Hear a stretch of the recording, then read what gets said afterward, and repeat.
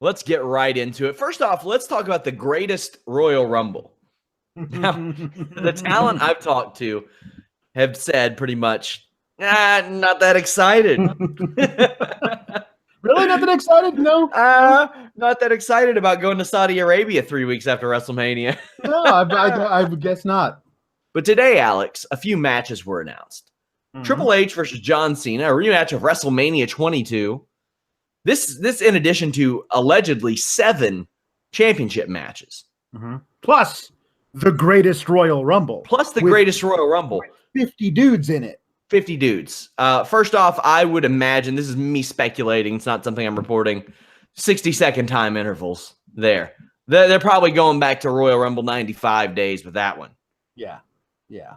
If I were them, I would anyway. Yeah. So you could have a Royal Rumble that is actually shorter than regular Royal Rumbles if you do it that way. You could. I'm assuming a lot of the talent that's going there is going to volunteer for, okay, who wants to be eliminated within the first minute? I do. I'd like to do that. Thank you. Can I get in there when Braun is in there? Just let me make that happen. Also announced Finn Balor, The Miz, Seth Rollins, Samoa Joe for an Intercontinental Championship ladder match. This is a nice way to maybe not lean one way or another about who your Intercontinental Champion will be at that time. However, they also announced The Bar versus the Hardy Boys for the Tag Team Championships. The Bar, of course, defending against Braun Strowman and a partner of his choosing. What do you think of these announced matchups? Well, cards subject to change and all that. But I'm watching it and looking at all these things being announced. And the question I had when they announced the event was, ladies gonna be able to wrestle this thing or no?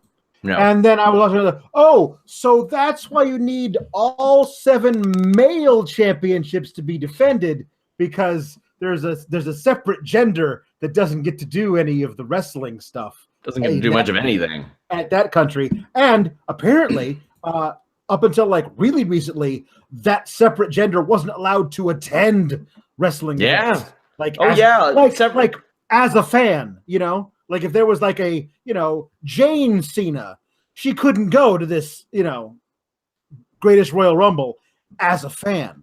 If I were WWE while this is going on that weekend, I would run an all-female live event here in America. That's what I would do. Or the nearest country that allows women over there. Yeah. But I don't know if they would want to fly all those people over there. I'm under the impression that this is a sold show. The talent that I spoke to said that they didn't know, but they would assume so as well, because it is very much an all hands on deck situation. Yeah. I don't know how I feel about the WWE. Just like, we're totally taking all this money from this country that doesn't allow 1/2 of the population to compete. That's weird. Like, I mean, I'll watch the show, but I'm not going to feel great about like, yeah, sure, we'll totally take your money and you can dictate to us which of our people can compete based on between their legs. Yeah. Like, it's just... It's weird. It's weird. There are a lot of places in the world that are behind other places, and we are far behind some other places and some other things. But sure.